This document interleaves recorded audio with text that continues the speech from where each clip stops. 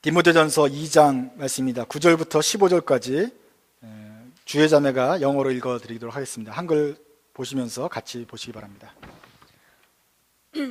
I also want women to dress modestly, with decency and propriety, not with braided hair or gold or pearl or expensive clothes, but with good deeds, appropriate for women who profess to worship God. A woman should learn in quietness and full submission.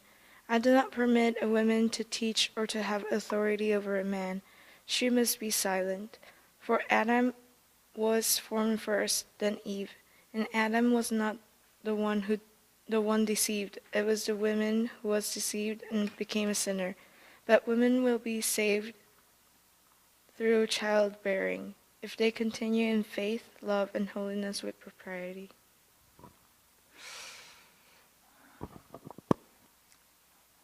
한글 학교를 다니는 학생들 한번 손 한번 들어보시겠어요? 코리안 스쿨 내리시고, 내리세요. 내리란 말은 손을 내리란 뜻입니다. 자, 한글을 배우는데 조금 어렵게 느낄 때도 있어요. 그런데 우리 집에서 한글을 가르치는 좋은 방법을 한번 소개해 드리겠습니다. 그래서 보시면서 괜찮다 싶으시면 여러분들도 해보시면 됩니다. 그리고 사실 이거는 세미 대민이도 마찬가지로 한국 사람들을 이해하려면 이거는 같이 해보면 좋아요. 그러면 한국 문화와 모든 한국 사람들이 다 알고 있는 거기 때문에 이것을 같이 보면 좋습니다. 그것은 바로 그 다음 장면이요. 이 아가씨입니다. 뭐죠? 들장미소녀 캔디. 캔디는 미시간에서 살았습니다. 미시간, 서던 미시간에 있는 포니의 집 고아원 출신입니다. 나중에 하녀로 들어가가지고 마구간에서 일을 하게 됩니다. 그런데도 불구하고 옆에 있는 안소니를 비롯해서 아치와 스테아, 또 우리의 모든 공적인 테리우스, 모든 남자들이 다 캔디만 좋아합니다.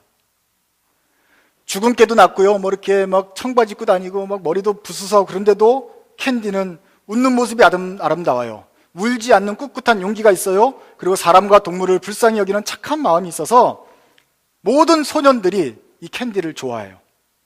이런 아름다운 이야기가 유튜브에 다 나와 있어요. 여러분이 캔디 치셔가지고 유튜브에서 보시면 캔디 이야기도 들을 뿐만 아니라 들으면서 한글이 쏙쏙 귀에 들어오는 역사를 경험하게 될 것입니다. 근데 지금 우리 키즈들이, 여학생들이 많은데 딱 이 시기에 봐야 될 머스트시 영화입니다. 그거 한번 보십시오. 그러면 많은 것을 느끼게 됩니다. 그런가 하면 캔디엔 또 다른 캐릭터 나오는데, 이게 이제 이름이 뭐죠? 엄마들은 다 아는 유명한 이름이에요. 이라이자예요. 이라이자는 부잣집이에요.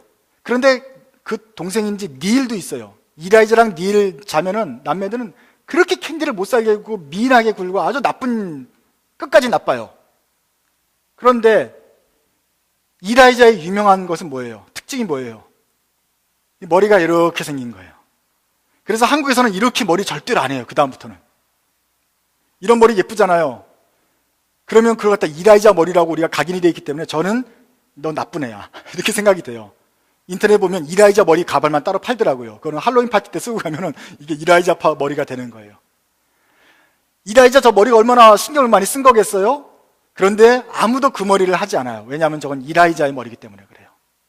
나쁜 여자. 뭐 리본도 멋있고 옷도 멋있고 아무리 그래도 쟤는 이라이자야. 하는 행동 보면 나쁜 애예요. 거드름을 피우고 쌀쌀 맞고 괴롭히는 그것이 없는 여자. 그 소녀의 상징이 된 것입니다. 캔디를 보면은요, 값비싼 옷이나 향수나 보석이나 머리 장식, 가문이나 집안, 돈이 문제가 아니라 고운 마음씨가 좋다는 것을 알려주는 이야기입니다. 오늘 보는 성경 말씀도 여자들이 자기를 갖다가 꾸미는 것에 대한 이야기입니다. 요즘 세상이 다 그렇습니다. 외모가 신경을 많이 쓰는 세상이죠. 특별히 한국이 발달한 거에 성형수술, 누구나 다 성형수술을 많이 하는 것처럼 보이기 때문에, 성형수술 병원이 많아졌기 때문에 누구나 다 싼 값에 성형수술을 할 수 있어요. 그러니까 이 사람 저 사람 하는 걸 보면서 수술을 해야 될 것 같은 느낌을 많이 받고 분위기가 그렇게 휩쓸려 가고 있습니다. 그래서 사회가 전체적으로, 특별히 한국 사람들은 옷 입는 것과 얼굴 외모와 화장하는 데 신경을 참 많이 씁니다. 이런 시대에 우리의 영원한 고전인 캔디는 여자가 얼굴이 고와야 여자가 아니고 마음이 예뻐야 여자라 라는 진리를 가르쳐주고, 우리가 더 중요하게 생각하는 성경 말씀도 바로 똑같은 말씀을 전하고 있는 것입니다. 바울은 지난주 남자들에게 모든 곳에서 거룩한 손을 들어서 모든 지도자들을 위해서 기도하라, 그래서 너희가 모든 일에 대해서 거룩하게 기도하는 습관을 들여야 된다 말했습니다. 그런데 그것이 남자들에게만 해당되는 게 아니고 여자들에게도 해당되는 말인 것처럼, 오늘 여자들도 소박하고 정숙하게 단정한 옷차림으로 몸을 꾸며라 라는 말은 여자들뿐이 아니라 남자들에게도 해당되는 말입니다. 어떻게 꾸며야 됩니까? 우리는 몸을 꾸미고 단장해야 됩니다. 세수도 하고 좀 정리를 해야 됩니다. 그런데 어떻게 몸을 꾸며야 됩니까? 9절입니다. 소박하고 정숙하고 단정하게 몸을 꾸며야 됩니다. 그럼 그 반대말은 뭐죠? 소박하지 않은 사치하게 꾸미는 것, 정숙하지 않고 아주 문란하게 지나치게 짧게 뭐 이렇게 드러내고 다니는 것, 쿨하긴 한데 굉장히 막 노출이 많은 것, 단정한 옷차림이 아니라 지저분하게 다니는 것, 정숙하지 않고 문란하게 보이는 것들은 그렇게 하면 안 된다. 사도 바울이 이걸 왜 디모데한테 말했겠어요? 디모데야, 에베소는 거기 큰 도시였어요. 그 도시에 네가 거기서 하려면 너가 특별히 그 있는 여자분들 그 가운데에서 그렇게 막 머리 꾸미고 교회 오고 막 문란하게 다니고 옷차림에 신경 많이 써서 교회 오는 그런 것들을 하지 않도록 네가 가르쳐야 된다. 그렇게 가르쳤어요. 이게 디모데가 거기서 복음을 전하는 것만큼이나 중요한 문제였기 때문에 그래요. 이 문화가 자꾸 하나님을, 내면을 보시는 하나님께 집중이 안 되고 머리를 꾸미고 옷을 꾸미고 이걸 하고 하다 보면은 그 교회가 잘 안 돼요. 우리가 하나님께 집중할 수가 없어요. 그래서 디모데한테 부탁하는 겁니다. 여자들로 하여금 단정하게 옷 입고 다니도록 네가 가르쳐야 된다. 그래서 교회 오면 복음, 에베소 교회는 복음 101은 복음이 예수님이 누구인가, 두 번째 남자들이 어떻게 기도할 것인가, 세 번째 여자들은 어떻게 옷을 입고 다닐 것인가, 그걸 가르쳤을 거예요. 이라이자 머리처럼 하고 막 신경 써서 오는 것들, 그거 좋지 않다. 꾸미려면은 머리를 막 어저께 꾸미든지 또는 금으로 붙이든지 뭐 이렇게 장식을 하든지 진주나 값비싼 옷 입고 그런 게 꾸미지 말고, 10절 다 같이 한번 읽어봅시다. 시작. 하나님을 공경하는 여자에게 어울리게 착한 행실로 치장하기를 바랍니다. 우리 그리스도인들이 진짜로 가져야 될 액세서리는 뭐냐? 그거는 옷과 금과 진주가 아니라 뭐라고요? 착한 행실이다. 아니 진짜 하는 행동이 캔디 같아야지, 이라이자 같고 나서는 그 다음에 교회 와가지고는 이게 안 되는 거다. 착하게 행동을 해야 그걸 통해서 여러분의 인격과 삶이 반짝반짝 빛나게 되는 거예요. 존경을 받게 돼요. 그런데 그것이 없고 말만 막 고상하게 하고 다니면 그건 재수가 없는 거예요. 그리스도인들은 이라이자처럼 하지 말고 착한 행실로 자기의 몸을 가꿔야 된다. 예수 알겠냐? 아침마다 애가 사춘기가 돼가지고 이제 좀 옷 입는 시간이 좀 더 길어지는데 그것도 해야 되지만 그보다 더 신경 써야 할 건 뭐라고요? 착한 행실을 더 많이 하는 거예요. 예수님뿐만이 아니겠어요. 다 지금 그런 상황이 지금 벌어질 수 있죠. 옷 입는데 신경 쓰는 거. 그것보다도 여러분들이 학교에서 생활하는 모습들, 이웃하고 하는 모습들로 여러분들을 단장하기 바랍니다. 사람들은 우리 얼굴 모습을 보잖아요. 옷 뭐 입었나 보지만 하나님은 우리 마음속을 보시기 때문에 그렇습니다. 그리고 실제로 사람들이 더 보는 거는 우리의 첫 모습보다는 그 다음에 계속 하는 행동을 지켜보고 있기 때문에도 그렇습니다.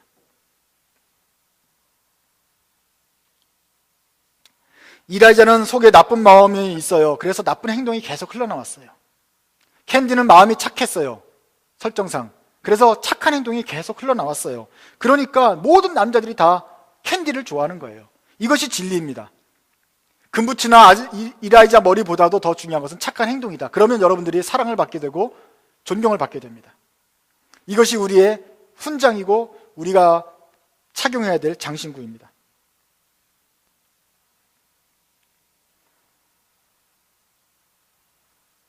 선한 행실, 착한 행실 하는데 디모데전서에서 이 착한 행실, 선한 행실이 얼마나 강조된지 한번 생각해 보십시오.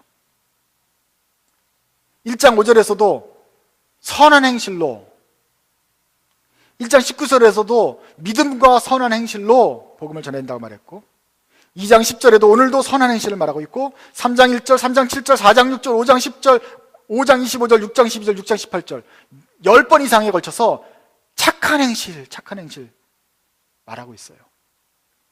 우리가 알던 바울과는 좀 다르지 않습니까? 우리가 생각하기엔 바울은 늘 믿음으로, 성령으로 하나님에게만 이런 줄 알았어요. 그런데 바울이 디모데에게 그 목회의 엑기스와 그 에베소 교회를 사랑하는 마음으로 꼭 짚어줘야 될 것들을 쓰기 위해서 디모데 전서를 쓰면서 뭐라 그래요? 착한 행실을 가져야. 너가 착한 행실을 가지고 사람들에게 착한 행실을 가지라고 말하고, 착한 행실을 가진 사람을 집사와 장로로 임명하고, 착한 행실로 사람들에게 본을 보이고, 착한 행실로 악을 이겨야 된다. 계속해서 착한 행실을 강조하고 있어요. 우리 개신교는 이신칭이 종교개혁 해가지고 믿음으로만, 오직 믿음 이렇게 생각하는데, 그 오직 믿음은 믿음만 가지고 살라는 뜻이 아니에요. 우리 위에 있는 어떤 권위나 이런 거 말고, 행동이나 어떤 전통 말고 믿음을 가지고 구원을 얻는다. 오로지 믿음으로만 구원을 얻는 거지 은혜로 얻는 거다라는 뜻을 강조하기 위해서 오직 믿음이 된 것이지, 그 다음에 행동을 하지 말아야 된다는 뜻이 아니란 말이에요.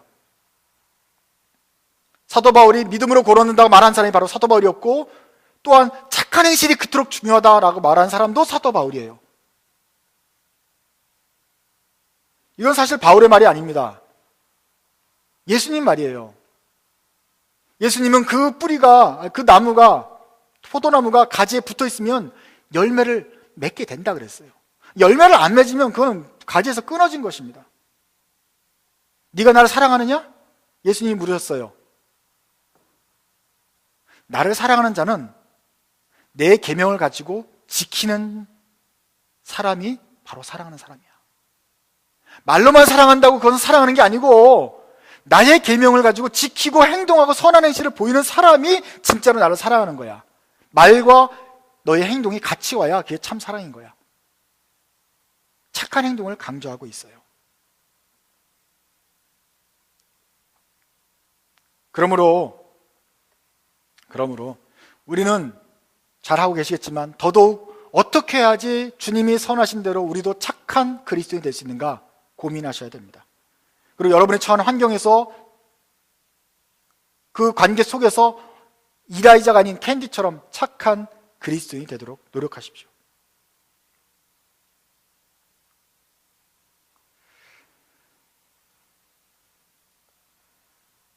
이런 장신구들이 주렁주렁 달린, 그런 훈장들이 달린 착한 그리스도인이 됐으면 좋겠습니다. 11절과 12절 한번 보겠습니다. 여자는 조용히 언제나 순종하는 가운데 배워야 됩니다.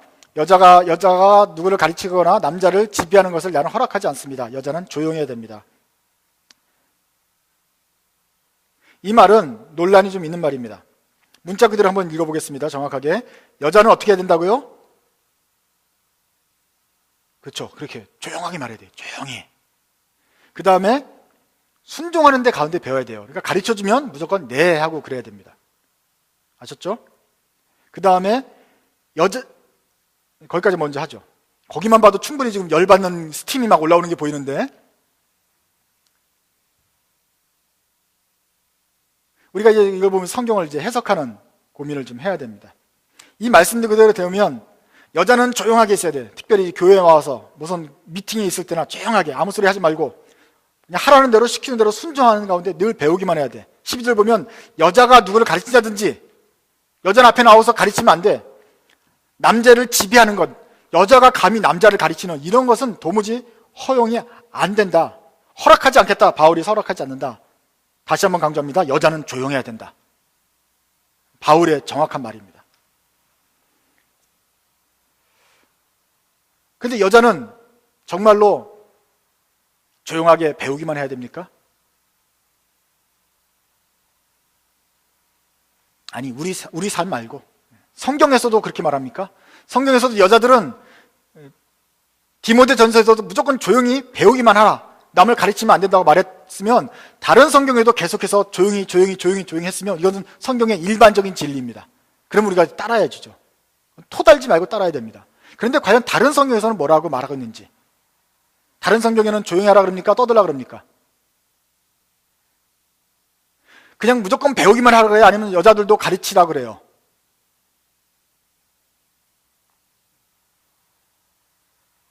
이스라엘 사회에서는 보통 남자들이 가르치는 거기 때문에 보통은 남자들이 가르치는 건 나오지만 여자들을 가르치는 얘기가 있어요. 디도서 같은 데 보면은 나이 많은 여자들은 좀 젊은 여자들, 새댁들 좀 가르쳐줘라. 그래가지고 어떻게 가정생활하고 어떻게 남편 섬겨야 되고 가정을 꾸며야 하고 가정에서 지도력을 발휘해야 되는지 나이 드신 여자들이 좀 솔선수범해서 모여서 한담하고 그러지 말고 좀 젊은 여자들 가르쳐주고 그래라. 가르치라고 말한단 말이에요, 여자들 보러. 그러니까 여자들은 배우기만 해야 됩니까? 아니면 가르치기도 해야 됩니까? 가르치기도 해야 되는 거예요. 여기 헷갈리면 안 돼요. 보통 남자들이 요것만 딱 가져와서 여러모로 조용히 해 그러는데, 그럴 땐 다른 디도서를 가져와가지고 디도서에 보니까 가르치라는 게 있다. 여러분이 그걸 균형을 잡을 수 있어야 돼요. 그 다음에 그러면 그래요. 그러면 여자는 여자를 가르칠 수 있어. 하지만 여자가 감히 남자를 가르치는 건 성경에 없지 않느냐. 여기도 보면 12절에 여자가 가르치거나 남자를 지배하는 것처럼 이렇게 지시하는 것은 허락하지 않는다 그러는데, 또 다른 성경 한번 보셔야 되죠.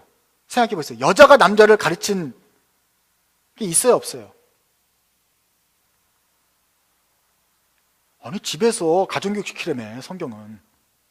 부모에게 공경하려며. 근데 아빠한테만 공경하는 게 아니라 이 여성인 엄마한테도 남성인 영국이가 배우고 순복해야죠.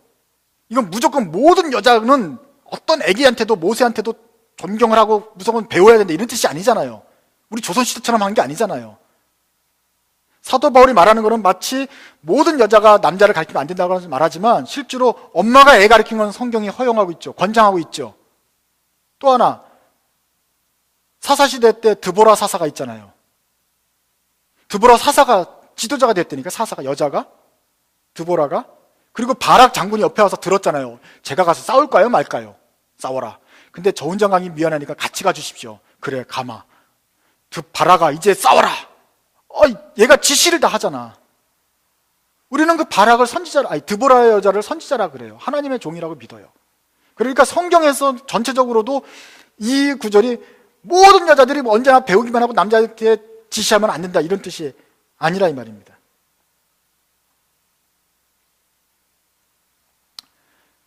이게 만약 성경이 여기도 조용하라 그러고 여기도 조용하라 그러고 배우기만 하라, 순종하라 다 그렇게 했다면 우리는 그것을 진지하게 받아들이고 우리 문화가 어떻든지 간에 이것을 받아들이고 해야 되는데, 이것이 정말 세세불변하도록 영원토록 변하지 않는 프린시플이라면, 원리라고 한다면 우리가 따라야죠.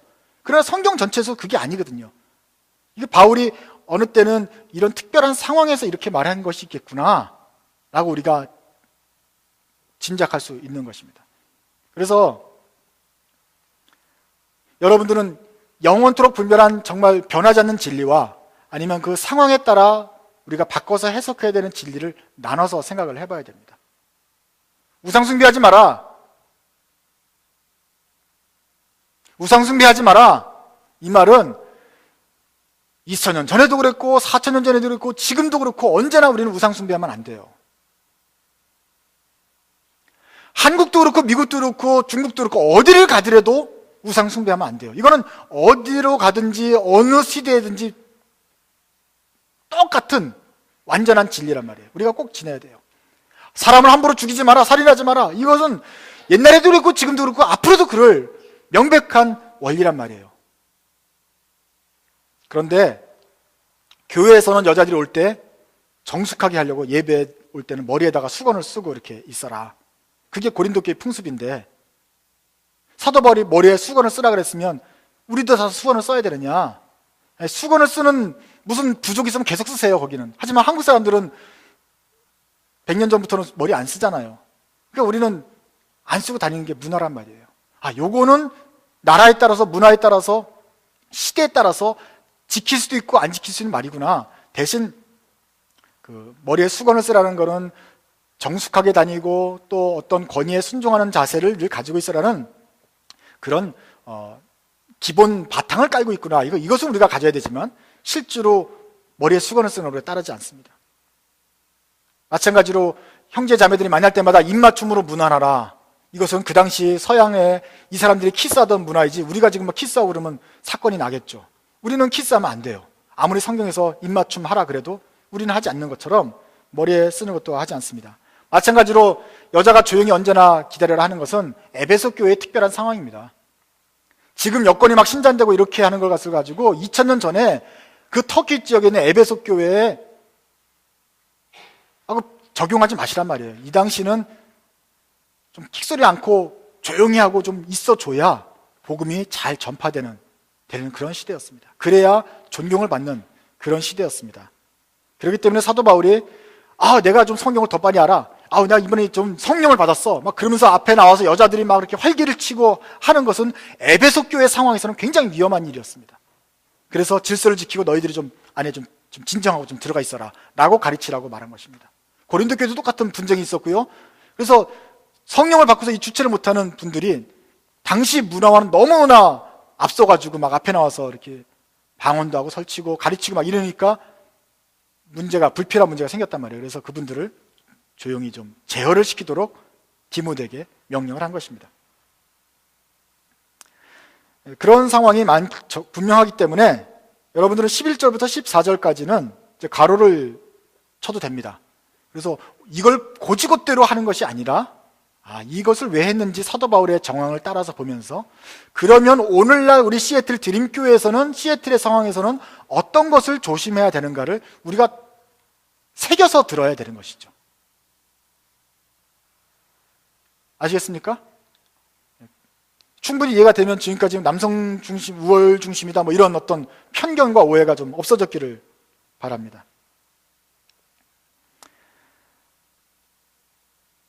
15절도 마찬가지예요. 그러나 여자가 믿음과 사랑과 거룩함을 지니고 정숙하게 살면 아이를 낳는 일로 구원을 얻을 것입니다. 그럼 애를 안 낳는 여자는 구원을 못 받았다는 뜻이냐? 또는 솔로로 살면은 이거는 뭐 결혼은 안 된다는 뜻이냐? 그러지 않아요. 바울은 독신의 은사도 옛날에 고린도전서에서 말하고 있잖아요. 독신으로 사는 거 괜찮다 그랬잖아요. 그러면서 왜 애를 낳으면서 구원 얻으면 독신으로 살면 구원 안 한다는 뜻이냐? 이렇게 되는 게 아니잖아요. 이거는 그 당시 문화 상황에서 그 당시는 애를 낳으면 드디어 이제 곡관에 열쇠를 쥐고 떵떵거리면서 사는 그 여인의 문화가 있었어요. 지위가 높아지는 거예요. 애를 많이 낳을수록. 그 당시 상황에서 바울이 그런 표현을 한 것입니다.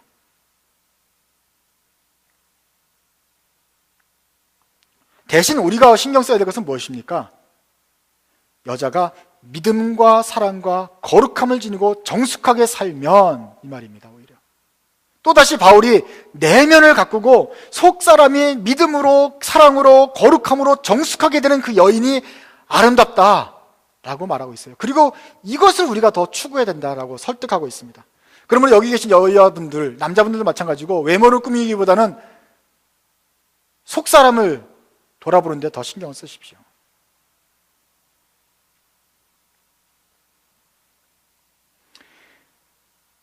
다시 한번 말씀드리지만 성경이 꾸미지 말라고 한 적이 없습니다. 꾸미십시오. 왜 꾸며야 되느냐? 우리는 신부이기 때문에 꾸며야 됩니다.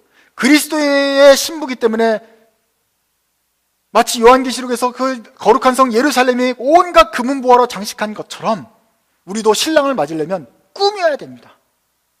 근데 그 꾸미는 것이 화장을 바르고 뭐 이렇게 하는 것이 아니라 속사람을 늘 꾸며가지고 빛나게 보소로 장식하고 있어서 신랑의 그 거룩함에 걸맞는 신부가 되도록 반짝반짝 빛나는 신부가 되도록 우리를 꾸며야 됩니다. 더러운 것을 없애버리고 꾸미는 이것이 바로 우리의 혼수 준비가 되는 것입니다. 뭘 버리고 뭘 꾸밀까요? 몇 가지 생각해 보려고 하는데 첫째로는 여러분 속에 있는 질투와 시기, 비교하고 경쟁하는 것, 탐내는 것을 버리십시오. 특별히 남자들도 그렇지만 여자들이 여기에 더 약하지 않습니까? 비교하고 경쟁하고 남을 안 볼 때는 괜찮은데 눈으로 보고 나니까 질투하고 시기심이 생겨요.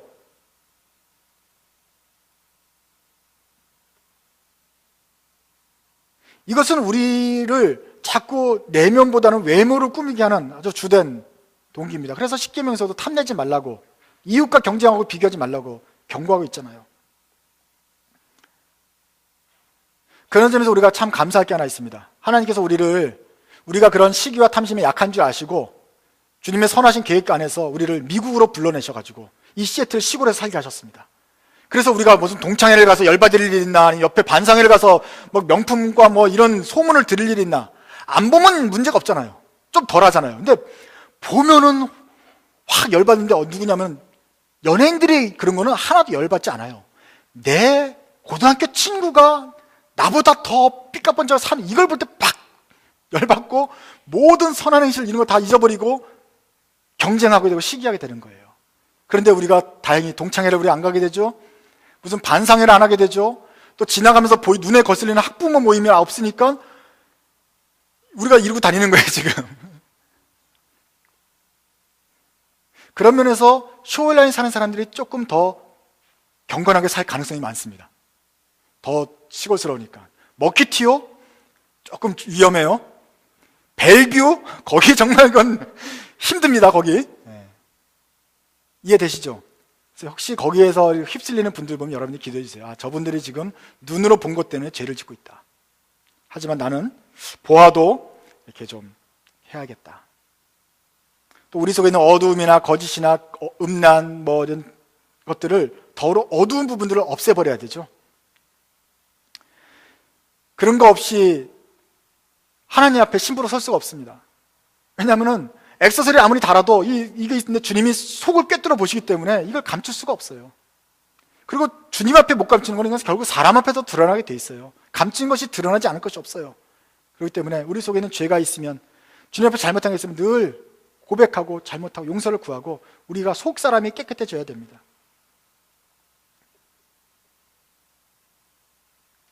여기에 더 신경 쓰자 말입니다. 또 하나 여러분들 속을 한번 생각해 보세요. 여러분 속에 어떤 상한 감정이나 배드 익스피리언스들이 있습니까? 어렸을 때 엄마 젖을 못 먹고 자라가서 사랑을 못 받아서 받았던 결핍이나 있습니까? 아니면 어렸을 때 어떤 상처들 또는 최근에 받고 있는 어떤 그 열등감들 이런 게 있습니까? 그것들이 속에 그냥 계속 감춰지고 있으면 여러분 이것은 아름다운 보석이 안 됩니다. 남자들도 있겠지만 특별히 여자들이 더 여자들이 더 섬세하기 때문에 이런 것들을 많이 가질 수가 있어요. 작은 것에 상처를 받는데 이 상처가 안 지워지는 흉터가 남아있을 수가 있단 말이에요. 그것을 갖고 있으면 상처를 안 받을 수는 없지만 그걸 갖고 있으면 안 됩니다. 그것을 10년이고 20년이고 그냥 묻어두면 안 됩니다. 이것이 쓴뿌리가 되어가지고 뿌리가 남아있기 때문에 이게 결국은 또 나와가지고 나쁜 열매를 맺게 돼요. 이게 나온단 말이에요.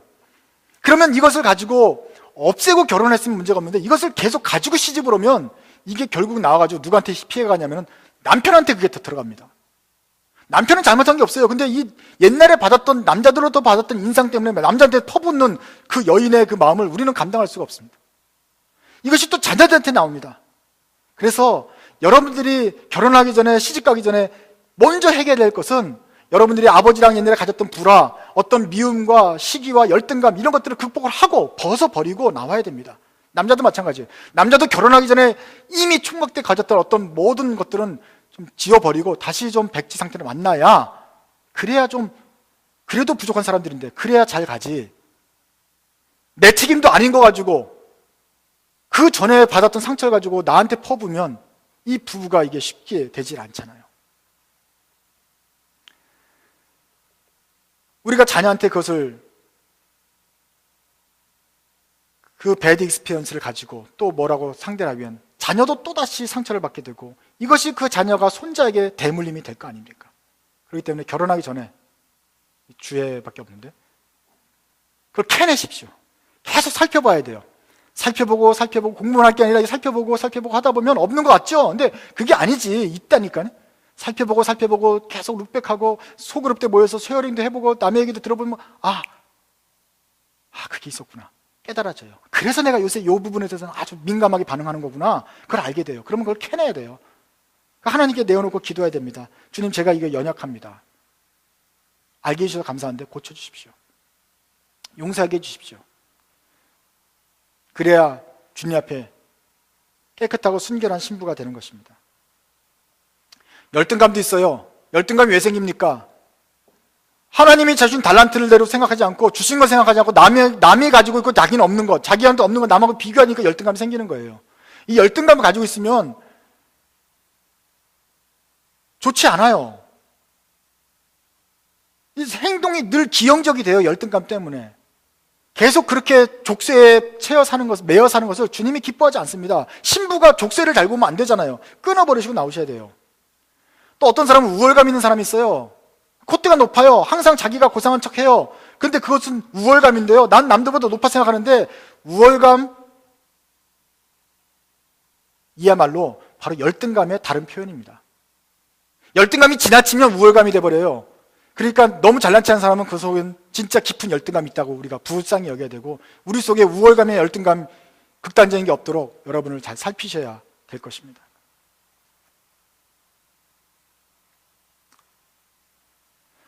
우리 마음속에 감사하는 마음이 또 있어야 되겠습니다.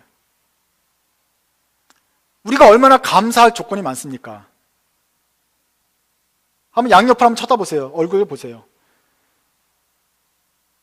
우리 교회 교인들은요, 애나 어린이 할 것 없이 다 예쁩니다. 준수합니다. 특별히 지금 성형외과 시술이 필요한 사람이 없습니다. 그리고 괜찮아요. 이 정도로 예쁜 사람이 별로 없단 말이에요. 이런저런 예쁜 사람이 모인 이런 준수한 교회가 사실 많지 않아요. 뭐 한국 사람 다 예쁘지 이러지 마세요. 진짜로 보면 쉽지 않단 말이에요. 또 우리가 가진 형편이 어느 정도 자리를 잡고 지금 편안한 가운데 신앙생활을 할 수 있게 되었잖아요. 복을 주셨잖아요. 이런 조건을 가진 사람이 많지 않습니다. 한국뿐만 아니라 전 세계적으로 이런 사람이 많지 않습니다. 그러니까 저는 감사합니다. 또 보세요. 우리 중에 암이 한 명 있긴 했지만 초기에 발견돼서 치유되고, 무슨 뭐 입원을 해가지고 막 목사님이 가서 늘 신방하고 기도하고 우리가 기도 제목이 될 그런, 최소한 우리 가까운 식구들이 이렇게 많지 않잖아요. 그래가지고 야, 이 정도면은 이런 복이 있나? 그런데도 우리 속에 어떤 감사하는 마음이 없다? 그런데도 계속 이상하게 불평이 나온다? 그럼 여러분의 문제가 뭔가 있는 것입니다. 제가 그랬잖아요. 객관적으로는 오케이다 그랬어요. 이런 데가 없다 그랬어요. 그런데 괜히 가을만 되면 막 속상해지고 막 속상해 이런 게 있어. 그럼 뭔가 여러분한테 뭔가 문제가 있는 거예요. 그 속사람이 지금 뭔가 잘못이 돼 있는 거예요. 주님은 더 이상 해줄 게 없어요. 퍼펙트하게 잘하셨어요. 그러니까 이제 여러분들이 속사람을 고치셔야 됩니다. 그 속에 어딘가에 큰 열등감과 늘 배고픈 그 영이 이 속에 들어있지 않은지 여러분이 캐내고 해결을 하셔야 됩니다. 그리고 이것을 내어놓고 주님께서 고쳐주시도록, 해결해 주시도록, 또 그 미워하는 것을 용서하는 마음 주시도록 간구하면 주님이 우리 마음을 싸매 주시고 풍성한 사랑으로 부어주셔서 용서를 할 수 있는 마음도 허락하실 것입니다. 그러므로 결혼 전에 처녀들이 준비해야 될 혼수 중에 가장 유익하고 가장 값지고 가장 귀중하고 중요한 혼수가 뭐냐면은 바로 자기 영혼을 돌아보고 내면을 건강한 영혼 만들어서 혼수로 가져가는 것입니다. 총각들도 마찬가지고 이미 결혼하신 분들도 우리 아내를 위해서, 남편을 위해서 가장 잘 해줄 것이 바로 우리 내면을 아름다운 선행과 아름다운 모습으로 치장하는 것입니다. 그럴 때 우리 모든 사람들이 그것을 보면서 우리를 귀히 여길 뿐만 아니라 우리 속에 있는 하나님을 찬송하게 될 것입니다. 이것이 주님께서 우리에게 원하시는 내면의 단장입니다. 주님께서는 마음을 살피시는데, 주님께서 언제든지 살피시더라도 여러분들이 준비된 상태로 귀걸이, 목걸이에 하고 다니는 것처럼 여러분의 내면이 늘 단장되고 전론되고 화장을 끝낸 상태로 주님 앞에 있길 원합니다. 같이 기도하겠습니다. 하나님 아버지, 저희들이 이 시간에는 저희들의 마음을 살펴봅니다. 저희들이 남의 마음을 살펴보고 다른 사람의 행동을 보는 데는 빨랐지만 실제로 보이지 않는 저희 속에 숨겨진 마음은 저희가 일부러 감추려 하고 들여다보지 않으려고 하고 외면하려고 했습니다. 왜냐하면 그것은 아프기 때문에 그렇습니다. 그것은 더럽기 때문에, 저희가 그런 것이 있다는 것을 차마 인정하기 싫기 때문에 그랬습니다. 그러나 오늘 주님 말씀으로 저희 자신을 들여다보기를 권면해 주셨습니다. 그 말씀에 순종해서 부끄럽지만 저희 마음을 살펴보기를 원합니다. 저희 속에 더러운 것들, 원망하는 것들, 미워하는 것들, 더럽고 시기하는 것들을 주님 앞에 내어놓습니다.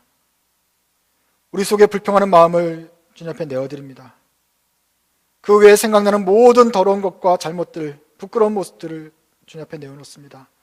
저희 힘으로는 해결할 수가 없고 그저 묻어두기만 했을 뿐입니다. 우리를 사랑하시는 주님, 우리의 주인이신 주님, 온 세계를 한치라도 주님의 것이 아닌 것이 없도록 다스리시는 주님, 우리 마음속 깊은 곳도 다스려 주십시오. 그래서 주님 보시기에 아름답고 건건하고 깨끗한 신부 되어서 그 빛나고 좋은 것들로만 치장하는 저희가 될 수 있도록 주님 도와주시옵소서. 다시 한번 믿음이 필요합니다. 저희의 힘으로는 할 수 없고 주님의 능력으로는 할 수 있사오니 주님께서 이 오래된 묵은 것들을 고쳐주옵소서. 예수님의 이름으로 간절히 기도합니다.